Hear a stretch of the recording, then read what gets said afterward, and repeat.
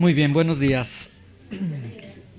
Vamos a abrir nuestras Biblias, por favor. Vamos a Romanos capítulo 6. Estamos nosotros estudiando de manera sistemática esta carta a los romanos. Ya hace 2 domingos atrás iniciamos el capítulo número 6 y hoy vamos a dar lectura a los versículos 12, 13 y 14. Romanos capítulo 6. Versículos 12, 13 y 14, por favor, ¿sí?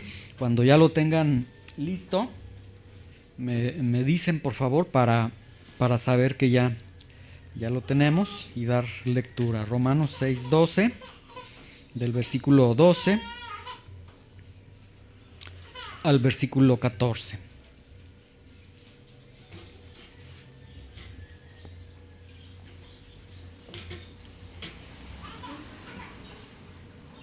¿Listos? Muy bien, dice así: no reine pues el pecado en su cuerpo mortal, de modo que lo obedezcan en sus concupiscencias, ni tampoco presenten sus miembros al pecado como instrumentos de iniquidad, sino preséntense ustedes mismos a Dios como vivos entre los muertos, y ustedes y sus miembros, a Dios como instrumentos de justicia. Porque el pecado no se enseñoreará de ustedes, pues no están bajo la ley, sino bajo la gracia, ¿sí? Muy bien, el tema que vamos a tener para esta ocasión lo vamos a titular a manera de pregunta: ¿qué papel tiene nuestro cuerpo? Y nos referimos al cuerpo físico. ¿Qué papel tiene nuestro cuerpo en la justificación? ¿Sí? Y vamos a ir aprendiendo algunas verdades que el apóstol Pablo nos va a estar presentando. Ya como anteriormente habíamos nosotros enseñado, en el creyente, en la fe, en la salvación, no hay una dicotomía, es decir, no hay espíritu y la parte corporal, sino que todo es un mismo ser, ¿sí? La Biblia no enseña que a Dios no le importa lo que hagamos con nuestros cuerpos, sino que más bien, como vamos a aprender el día de hoy, el cuerpo del que ha sido justificado tiene un papel también dentro de la justificación, y es lo que vamos a estar viendo, ¿sí? Bueno, comenzamos nosotros desde el versículo 1 aquí de Romanos 6 y comenzamos nosotros a contestar la pregunta que nos formulamos hace ya varios domingos. La pregunta era: ¿qué significa que hemos muerto al pecado? ¿Qué significa esta expresión? Porque el apóstol Pablo dice: ustedes considérense muertos al pecado. Y bueno, pues nosotros le hemos preguntado al apóstol Pablo a través de la palabra: bueno, Pablo, pues dinos qué significa que hemos muerto al pecado. Y desde el versículo 1 hasta el versículo 11 el apóstol Pablo ha presentado la doctrina necesaria para enseñarnos lo que significa morir al pecado, ¿sí? El apóstol Pablo, por ejemplo, se apoyó de estos versículos hasta el versículo 11, se apoyó en la muerte del Señor Jesucristo, en la sepultura del Señor Jesús, en la resurrección del Señor Jesús, y en la gran verdad de que cada uno de nosotros, como justificados, hemos sido bautizados en Cristo Jesús. Y el apóstol Pablo dice de manera específica: bautizados en la muerte del Señor Jesucristo, ¿sí? Ya explicamos esas partes, ¿sí? Ahora vamos al versículo 12. De hecho, este versículo 12 le dimos una leída muy superficial el domingo anterior. El versículo 12 dice: no reine pues el pecado en su cuerpo mortal, de modo que lo obedezcan en sus concupiscencias, ¿sí? Bueno, nuevamente aquí el apóstol Pablo habla de pecado. Ahora, cuando nosotros leímos Romanos 5.12, si gustan vayan a Romanos 5.12 así de manera rápida, acá estamos ahí en el mismo libro. Cuando nosotros leímos Romanos 5.12, recordemos esto, dice: por tanto, como el pecado entró en el mundo por un hombre, y aquí nos habla de la entrada del pecado al mundo. Ahora, aquí cuando dice pecado en el original griego dice hamartía, hamartía, y ese hamartía, es decir, explicábamos enseñanzas atrás, que cuando la gramática griega antepone la partícula g y luego hamartía, el pecado, está refiriéndose al poder rector, al poder de dirección, al poder manipulador que tiene el pecado, ¿sí? Entonces aquí en Romanos 6:12, no reine pues el pecado, es decir, que no reine en ustedes ese poder que entró, Romanos 5:12, al mundo por la desobediencia de un hombre y por el pecado entró la muerte y pasó a todos los hombres, que no reine ese poder rector, esa fuerza que tiene toda persona, ¿sí? El pecado ha reinado, desde que entró el pecado al mundo, ha reinado en todos los seres humanos.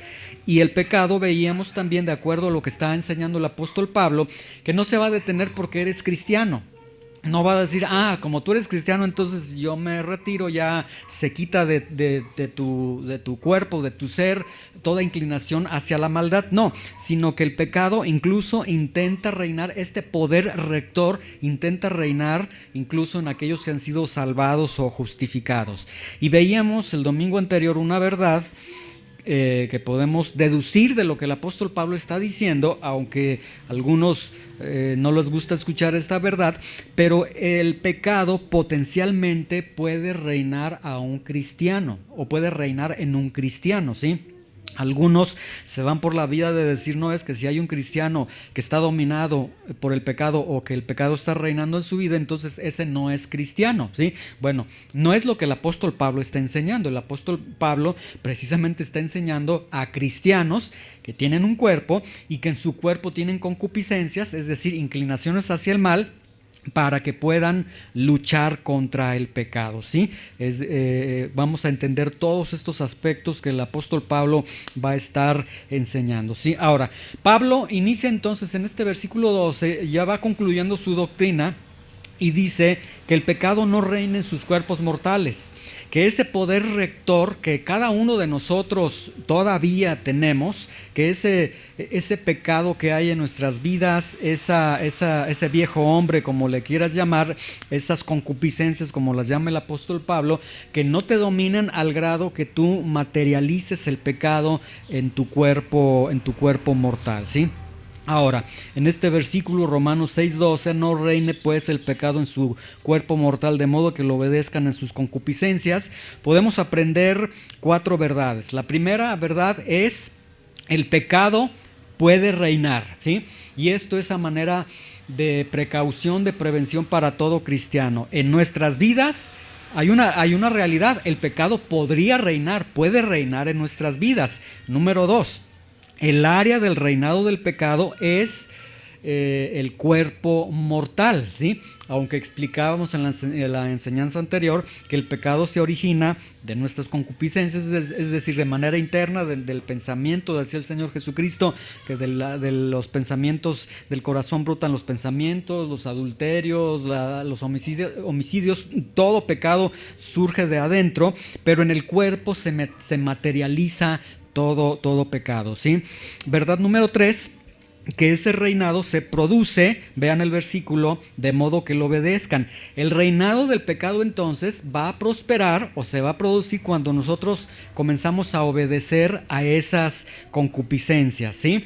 Y número 4, bueno, pues deducimos que entonces si el apóstol Pablo dice no obedezcan las concupiscencias de su cuerpo, entonces deducimos que tenemos concupiscencias cada uno de nosotros. Ahora, la palabra concupiscencia, habíamos explicado también en la enseñanza anterior, en su original griego es neutro este término, o sea, es un deseo. Pero bajo el contexto de todo lo que hemos leído en Romanos, esta concupiscencia tiene una connotación de inclinación hacia aquello que está prohibido, hacia aquello que es malo, hacia aquello que Dios dice no puedes hacer esto. Ahí está entonces la inclinación. Entonces, todos tenemos concupiscencias, es decir, todos tenemos o todos luchamos con deseos pecaminosos, ¿sí? Y esto también, como les decía yo el domingo anterior, aquí podemos llegar y poner una cara de San Miguel, San Víctor, San Cacahuatito y como quieras, pero en cada uno de nuestros corazones, si no fuera por la gracia de Dios, como vamos a ver, y no hubiera dominio propio en nuestras vidas, es decir, que nosotros nos entregáramos al pecado, pues estaríamos pecando de una manera impresionante y el pecado estaría reinando en nuestras vidas, materializándose en nuestros cuerpos, ¿sí? Entonces, el apóstol Pablo por eso está enseñando que no reine el pecado en nuestras vidas, ¿sí? Si nos dice que no reine el pecado en tu vida, significa que hay un pecado que quiere reinar, hay una pugna del pecado en nuestras vidas.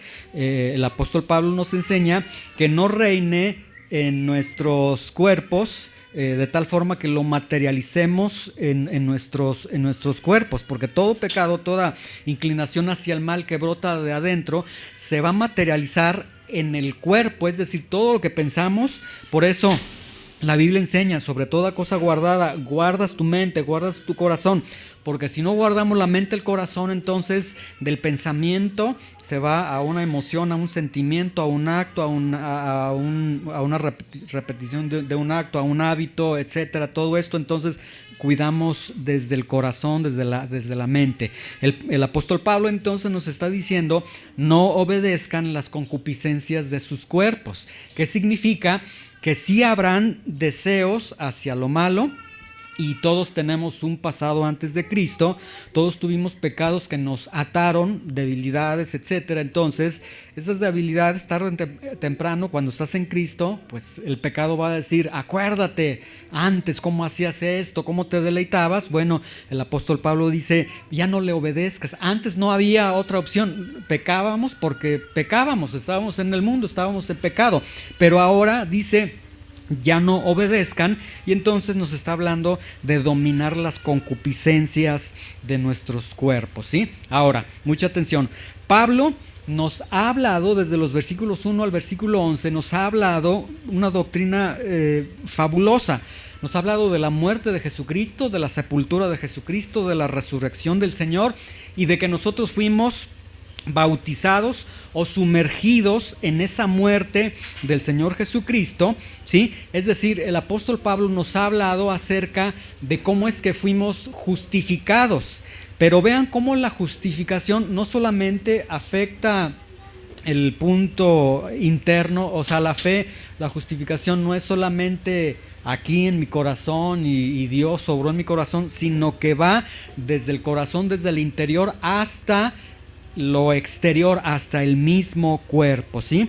Entonces, la justificación es por fe, pero esta fe, como veíamos en la enseñanza anterior, no es nada más decir yo creo, sino que la fe que no es acompañada de obras es una fe que está muerta. Entonces vean cómo la justificación termina con un aspecto totalmente tangible como es el cuerpo, ¿sí? Entonces Pablo dice: no obedezcan el pecado en sus cuerpos mortales, no obedezcan las concupiscencias que tienen sus cuerpos, ¿sí?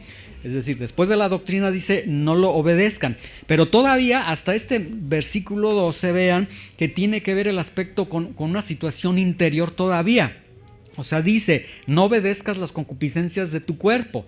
Nadie ve esas concupiscencias, nadie ve lo que estás pensando, nadie ve las luchas que tienes, ¿sí? Sin embargo, aquí ya en el versículo 13, el apóstol Pablo pasa de lo interno a lo externo. Vean la transición que hace el apóstol Pablo. Dice: ni tampoco presenten sus miembros al pecado como instrumentos de iniquidad, sino preséntense ustedes mismos a Dios como vivos entre los muertos, y sus miembros a Dios como instrumentos de justicia, ¿sí? Bueno, primeramente, la palabra miembros, para poder entender aquí, la palabra miembros nos habla partes del cuerpo, es decir, los ojos, las manos, el pensamiento, etcétera.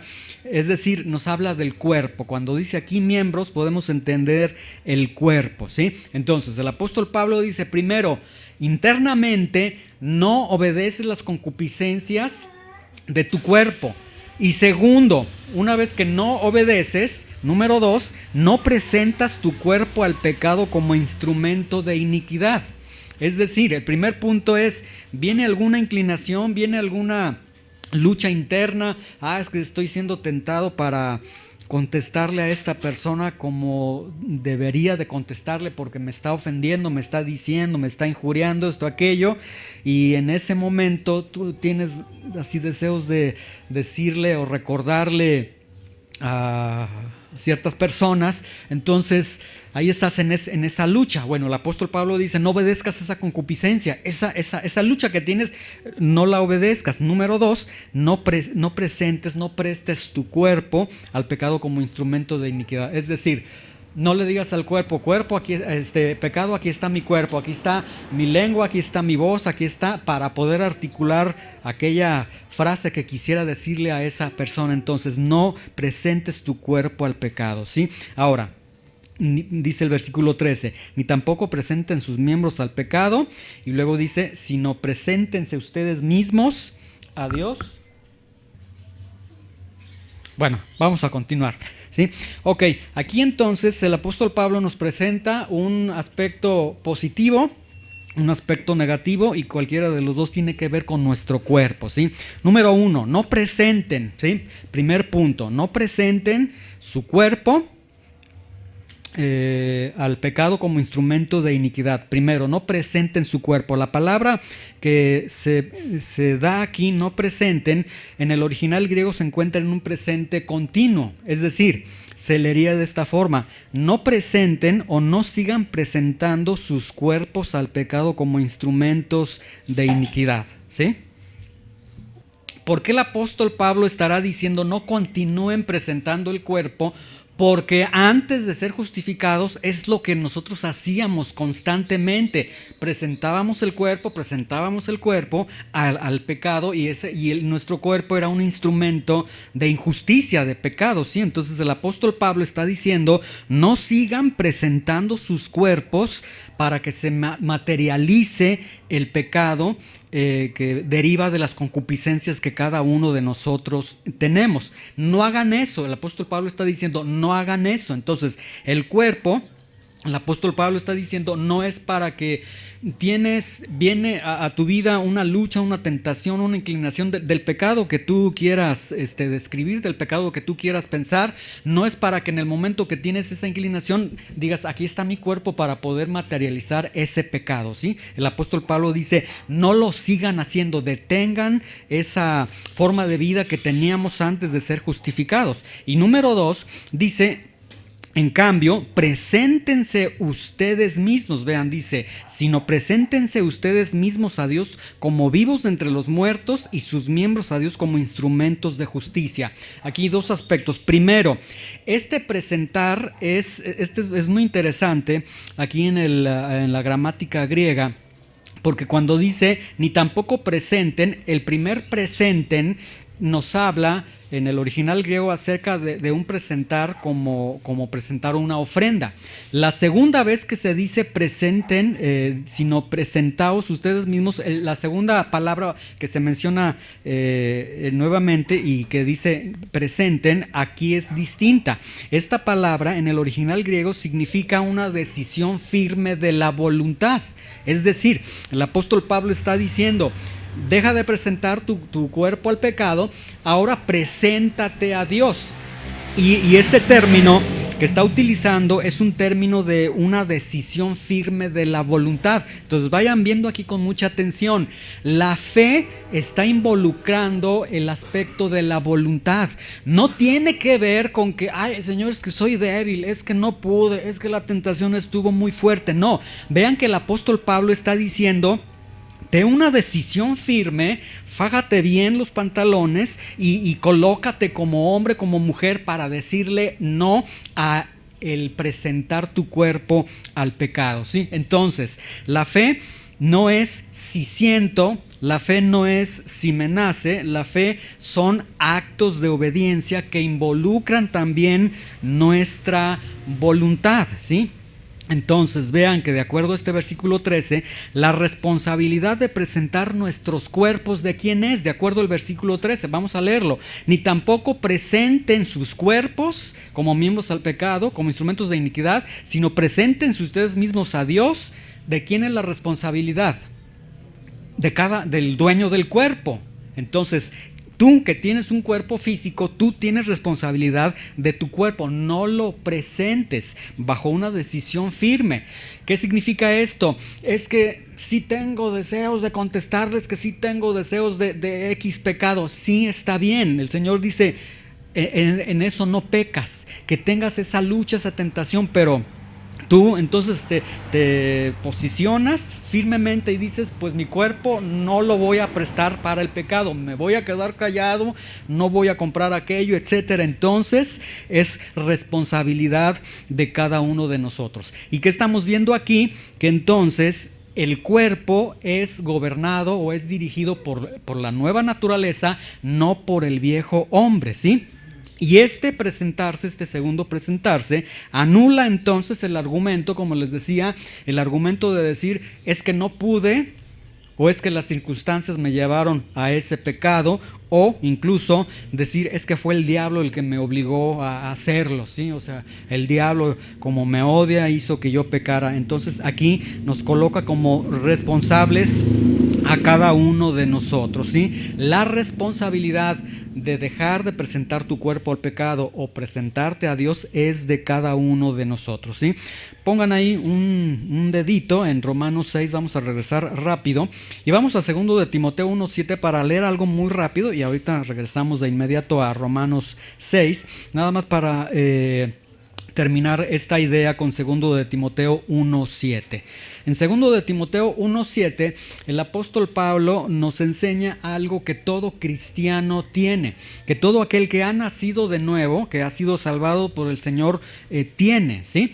¿Ya lo tenemos?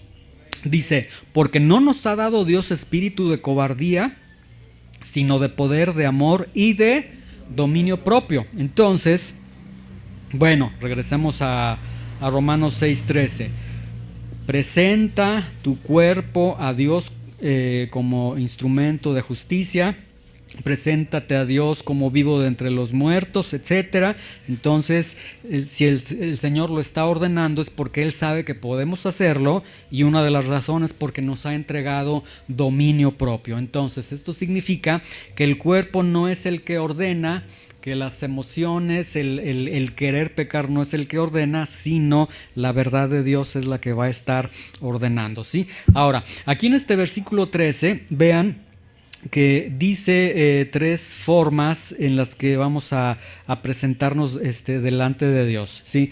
Dice, no presenten sus cuerpos al pecado como instrumentos de iniquidad, sino preséntense ustedes mismos a Dios. Vean, número 1, nos presentamos a Dios. Número 2, nos presentamos como vivos entre los muertos. Y número 3, nos presentamos nuestro cuerpo a Dios como instrumentos de justicia. Entonces, es una entrega o una presentación que hacemos de nuestros cuerpos, vean, de nuestros cuerpos, uno, a Dios, como vivos entre los muertos y como instrumentos de justicia. Vamos a ver el segundo, vamos a dejar el primero para el final.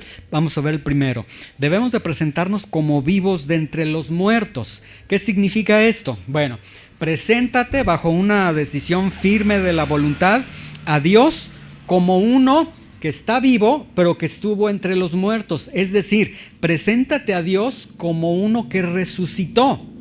Ahora, bueno, el cristiano no podría decir, ¿a poco yo resucité? Sí, sí resucitaste. Vamos a Romanos 6:4 y Romanos 6:8 y Romanos 6:9 para ver estas verdades que por eso el apóstol Pablo comenzó primero con doctrina, enseñanza, y en esta doctrina, en esta enseñanza, vean en el versículo 4, dice, porque somos sepultados juntamente con él para muerte por el bautismo, a fin de que como Cristo resucitó de los muertos por la gloria del Padre, así también nosotros andemos en vida nueva. ¿Qué significa este versículo? Que tú fuiste sepultado con el Señor Jesucristo. Esta frase, somos sepultados juntamente con Él, ya la habíamos explicado. En el original griego significa nos fusionamos, nos hicimos uno. Entonces, a los ojos de Dios, tú moriste con Cristo, tú fuiste sepultado con Cristo y resucitaste con Cristo y resucitaste para tener una nueva vida. Entonces, tú eres un muerto que está vivo. Tú estabas muerto y resucitaste espiritualmente, ¿sí? Vamos al versículo 8. Sabiendo que Cristo, habiendo resucitado de los muertos, ya no muere, la muerte no se enseñorea más de él, ¿sí? Romanos 6, 8, perdón. Y si morimos con Cristo, creemos que también viviremos con él, ¿sí?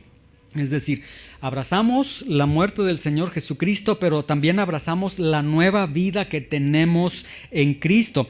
Este versículo, yo les decía, no habla del cielo. Este versículo habla del diario vivir, ¿sí? Entonces, ahí está. Eres uno que murió y que ahora está viviendo. Debes de vivir como un resucitado. Versículo 9.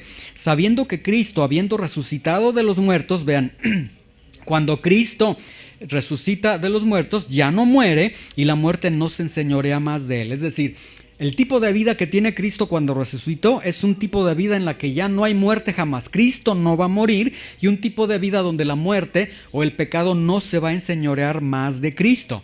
Ese mismo tipo de vida la tiene el creyente. Un tipo de vida en la que jamás habrá muerte espiritual. Una vez que tú has resucitado, aún así tú peques delante de Dios, no hay muerte, jamás ya muerte espiritual en tu vida. El Señor viene, te restaura, te perdona, etcétera, ¿sí? Incluso no habrá muerte física, porque el día que tú mueras físicamente, el Señor un día te va a resucitar. Es decir, ni la muerte física te va a retener. Mismo tipo de vida que dice Romanos 6:9 tiene el Señor Jesucristo. Y un tipo de vida en la que la muerte ya no se va a enseñorear más. Veíamos que el aguijón de la muerte es el pecado, y a través del pecado viene la muerte. Entonces aquí lo que tenemos es que el pecado que produce la muerte no te va a dominar más al creyente. Entonces está presentando todo esto. Lo que Pablo entonces está diciendo es, bueno, no presentes tu cuerpo al pecado, preséntate como uno que ha resucitado, ¿sí? Primer tipo de presentación que tenemos ante Dios, ¿sí? Ahora, el punto es entonces, nos presentamos a Dios como alguien que murió, es decir, que nuestro cuerpo refleje la realidad de alguien que murió con Cristo, que resucitó con Cristo y que vive la vida de Cristo. Es lo que nuestros cuerpos deben de estar reflejando en los actos cotidianos de nuestra vida. Tercera forma de presentar nuestros cuerpos a Dios, como instrumentos de justicia. Vean ahí que el texto dice, sino presenten ustedes mismos a Dios como vivos entre los muertos, y sus miembros a Dios, o sea, su cuerpo, como instrumentos de justicia, ¿sí? De acuerdo a este texto, la Biblia nos está diciendo que nuestros cuerpos son instrumentos, son herramientas, ¿sí? Y una herramienta existe con un propósito definido. Entonces esto significa que nuestros cuerpos tienen un fin concreto, ¿sí? Les leo, para que no se muevan de ahí de Romanos, el Salmo 139, 16 de cada uno de nosotros dice: mi embrión vieron tus ojos. Es decir, cuando estábamos nosotros en el vientre de nuestra madre, Dios vio lo que no se podía ver y vio nuestro embrión cuando se estuvo formando nuestro cuerpo. Y luego dice el salmista: en tu libro estaban escritas todas aquellas cosas que luego fueron formadas, sin faltar una de ellas. Ahí estaba en el libro de Dios la estatura que ibas a tener, el color de piel, el tono de voz, los ojos, todo. Ahí estaba todo tu cuerpo. Bueno, ese cuerpo que tenemos el día de hoy, que la Biblia, el apóstol Pablo lo presenta como templo del Espíritu, ¿sí? Ese cuerpo, con todas esas características que tú tienes, tiene un propósito, ¿sí? Dios te hizo así con un propósito. Yo recordaba una película que vi algunas partes de la película, no la vi toda, no sé si ustedes la vieron, una película ya como de los 70s, 80s, de un camión escolar que se hunde, pero que ahí iba un niño bajito de estatura, y creo que ayuda a salvar a sus amiguitos, ¿sí? Entonces, como que el mensaje de la película era, como era pequeñito, pues sí se pudo meter por las ventanas, no sé, o sea, pudo ayudarlos. Y como que el mensaje, entiendo, de la película era: Dios lo hizo con un propósito de esa forma, ¿sí?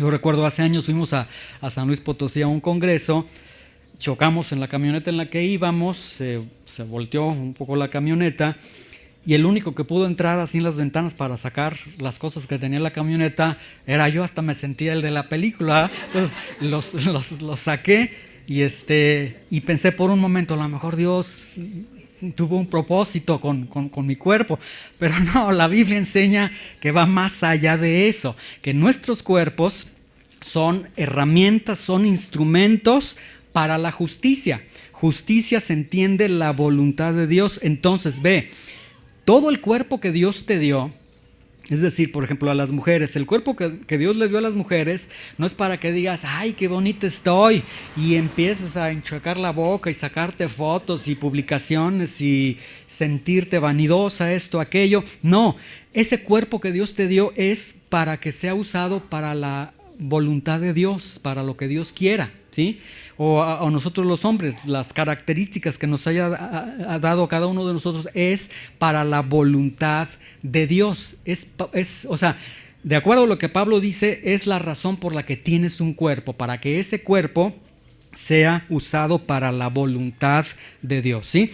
Y el primero, que lo dejé ahorita en este momento, nuestro cuerpo es presentado a Dios. Vamos a Génesis 1:27, por favor, para ir comprendiendo algunas verdades muy interesantes acerca de esta instrucción que está dando el apóstol Pablo. Y aquí en Génesis 1:27 vamos a ver algún aspecto que seguramente ya lo han leído más de una vez todos los que estamos aquí. Dice, ya lo tienen, ¿ves? Primer libro de la Biblia. Dice, y creó Dios al hombre a su imagen, a imagen de Dios lo creó, varón y hembra los creó, ¿sí? Ok. ¿Qué tenemos aquí?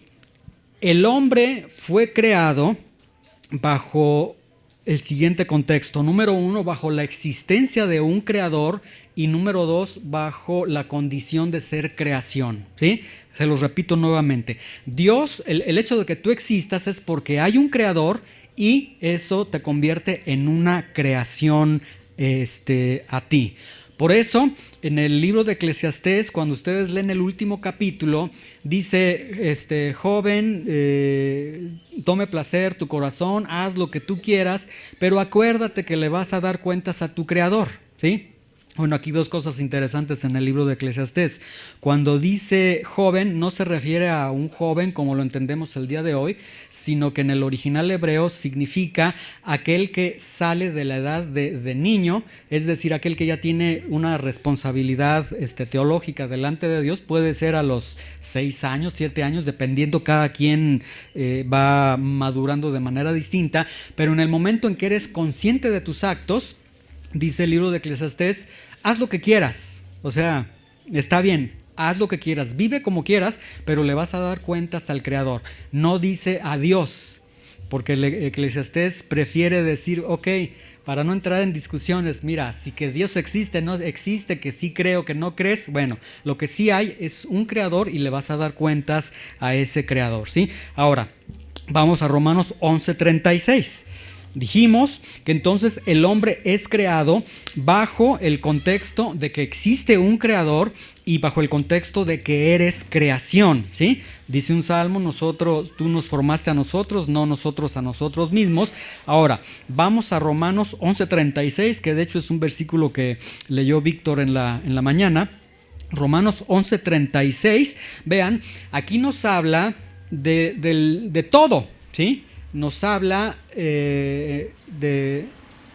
absolutamente de todo, es decir, nos habla de la creación. Vean, porque de Él y por Él y para Él son todas las cosas, a Él sea la gloria por todos los siglos. Amén.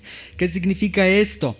Que de Dios es su creación, que por Dios es su creación, que para Dios es su creación. Entonces la creación tiene un propósito. Dios forma toda su creación con un propósito y es la gloria de Dios. Ahora te pregunto, ¿tú eres parte de la creación de Dios?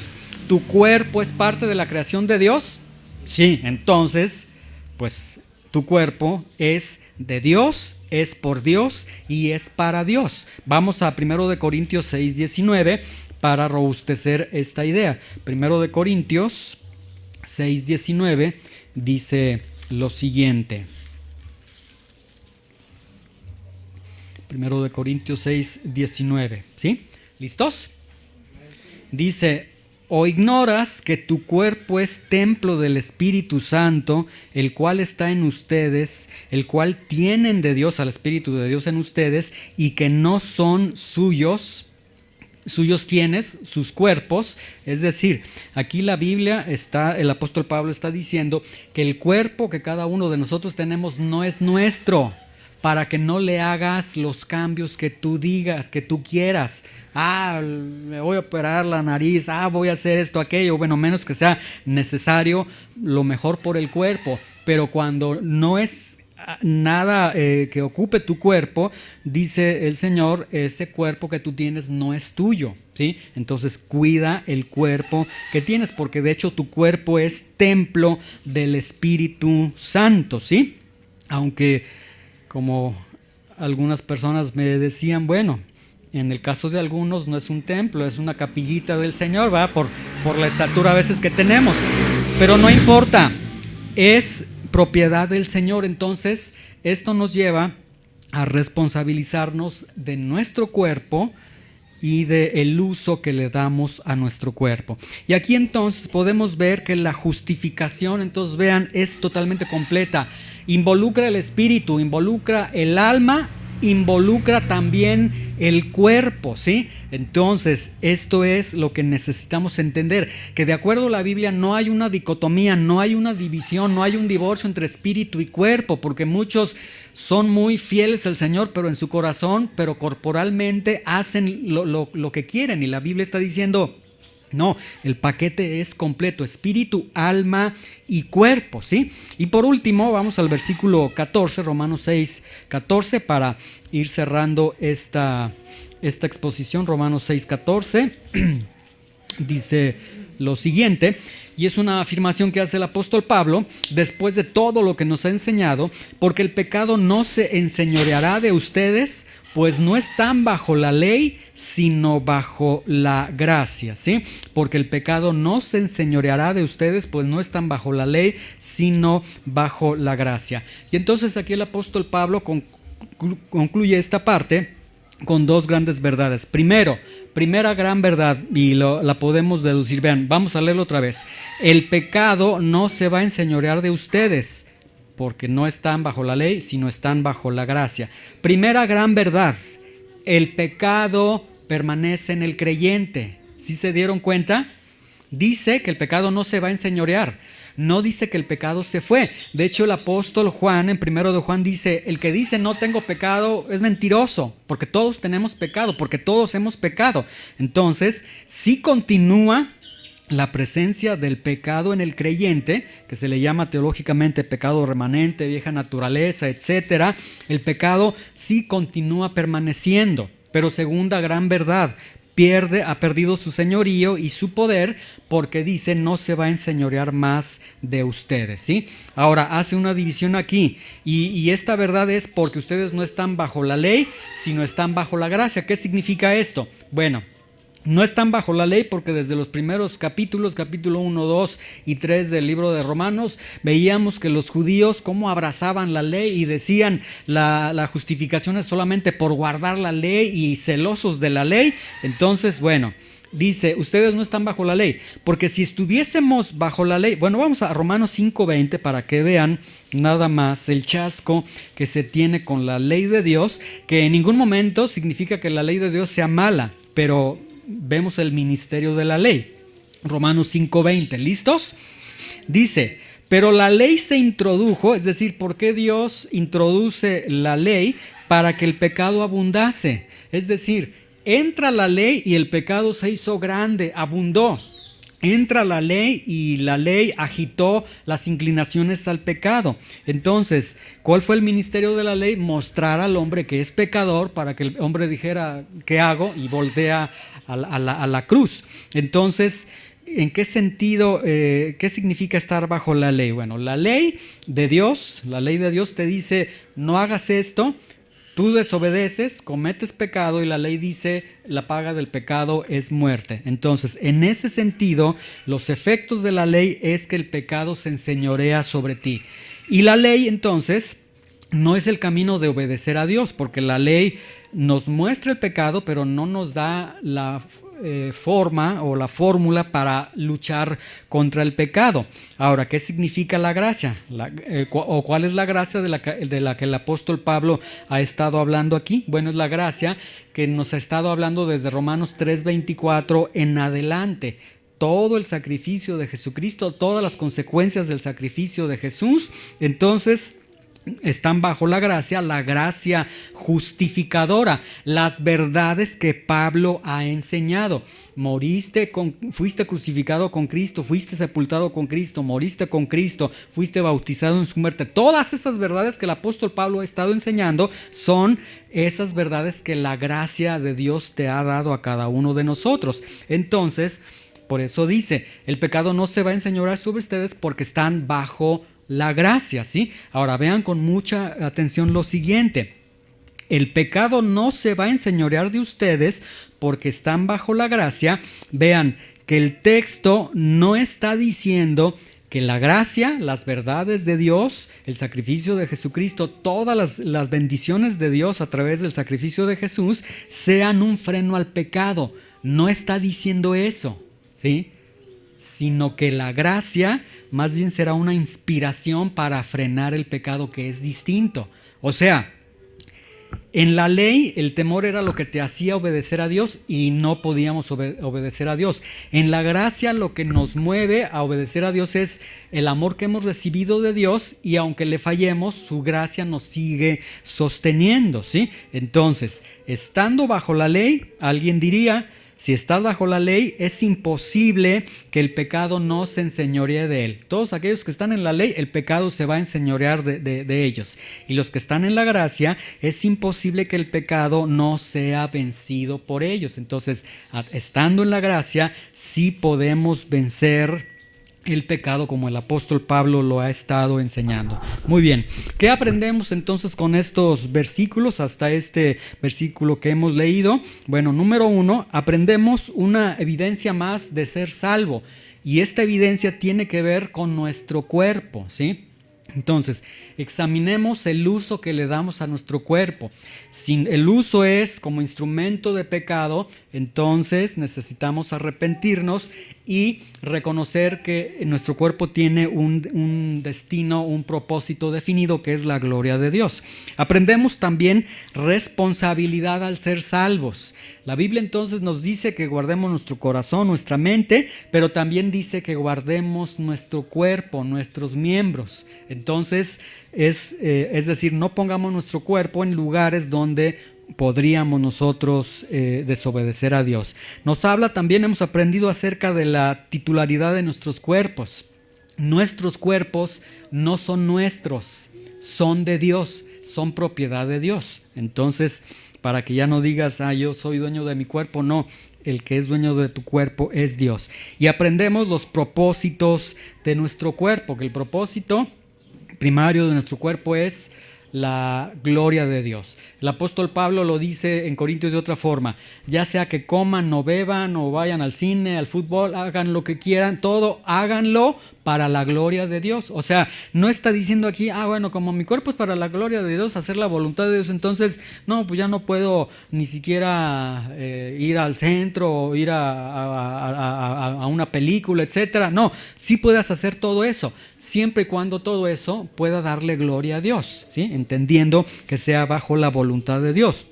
Y hemos aprendido que el considerarse muerto al pecado o el morir hemos muerto al pecado incluye nuestros cuerpos que no sean usados como instrumentos de pecado, de iniquidad, sino como instrumentos de hacer la voluntad de Dios. Entonces, a los ojos de Dios, nuestros cuerpos son muy importantes, ¿sí? Por eso, por ejemplo, en una reunión es importante no nada más que asistas, ¿sí? Vamos a pensar, bueno, ay, sí voy a ir porque cada rato que no faltes a la reunión, ahí voy a la reunión. Y ya cuando estoy aquí en la reunión, mi mente está en otras cosas que a veces dicen ni cuenta se dan, pero como que sí se da cuenta uno porque de pronto, ¿han visto ustedes la película esta de Rango? De una lagartija que de pronto se ponía así. Bueno, cuando uno está compartiendo, de pronto se quedan así como lagartijas y ya uno dice, ese amigo ya está pensando en otras cosas, o sea, sí se ve, ¿sí? O me quedo dormido o estoy viendo el teléfono, etcétera. Entonces, vean que no es exageración. El culto incluye mente, corazón y tu cuerpo, ¿sí? Entonces, aquí el punto es el todo que necesitamos como creyentes entender que la fe abarca absolutamente todo, ¿sí? Señor, te damos gracias por tu palabra, te bendecimos, Señor, te exaltamos por estas verdades que nos permites aprender, Señor, y que tienen que ver incluso hasta con nuestros cuerpos, Señor.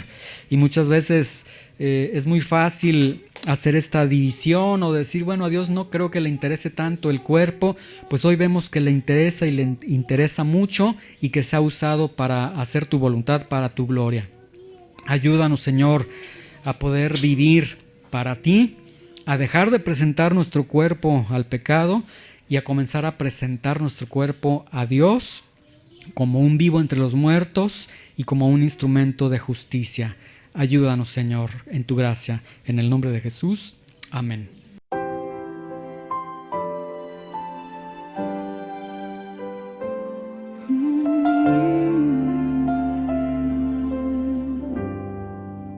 Tus palabras son palabras de verdad y vida.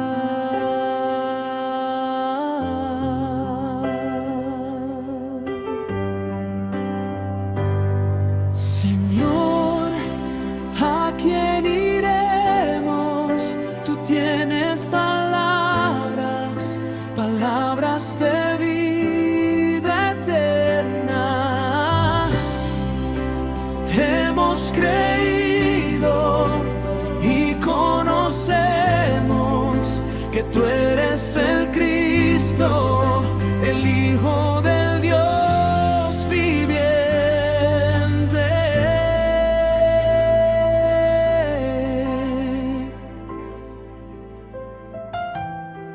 Tus palabras son palabras de verdad y vida. Centro Cristiano Verdad y Vida. Caminemos por la senda de la Escritura y veamos al Hijo de Dios.